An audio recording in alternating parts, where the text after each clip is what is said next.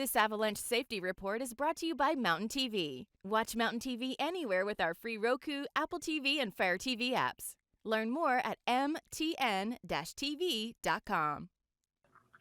Hi, this is Alan Lay, and welcome to the 2024-25 season CAIC Colorado Avalanche Information Center report. We've got Brian Lazar with us from the Colorado Avalanche Information Center. How you doing, Brian? I'm doing great. Good to see you again and excited to kick off another season with Mountain TV. It is, and I can't believe we've already got some snow to talk about. Apart from the course being, high elevation in Colorado, we have already seen our first few snowstorms of the season in mid to late October. And as you can see here, this is really illustrative of the kind of snow coverage we've got around the state. And that means we've already got an avalanche concern in those places because we're piling up enough snow to actually obscure the ground cover. And so you can see here in the places that got the most amount of snow, which are mainly the western side of the Elk Mountain Range and the parts of the San Juan Mountains from around Silverton through Red Mountain Pass over to Ophir and Telluride, we've got 2 to 3 feet of snow on the ground. We do have some small, weak layers already present in the snowpack. And the last storm that ended on October 30th actually was quite warm, and that provided rain at the beginning of that storm up to essentially the near tree line elevation band. So, as high as 11,500 feet. Maybe even a little higher in some places, and that's made a rain crust in our very early snowpack. Now, speaking of that rain crust, Brian, how does that translate to an increased risk of avalanche?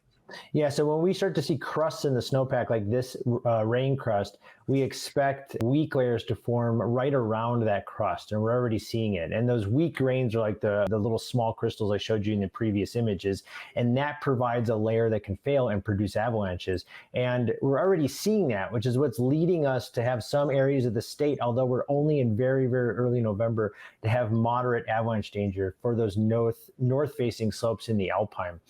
You can see we've already seen some of our first avalanche activity of the season, and this all ran in late October.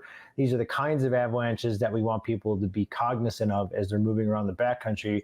These circles indicate slopes that you're going to want to avoid, where you see smooth, snow surfaces. You don't see the ground cover poking through the snow surface, and the ground cover is obscured. This is where you can trigger an avalanche. Another indication that you're on unstable snow is you'll see cracking in the snowpack, like you can see in this image. That is very helpful information, Brian. And again, I can't believe, yes, we've had snow earlier in the season at this point in the year, but we just had such a wonderful fall. I don't want it to end. But no, we did. And, as par for the course in Colorado, the line between fall and winter can come really quickly. And please be careful. Check Colorado.gov/avalanche for up-to-date current avalanche conditions. Brian, have a great week, and we'll talk to you next week. See you next week. Thanks.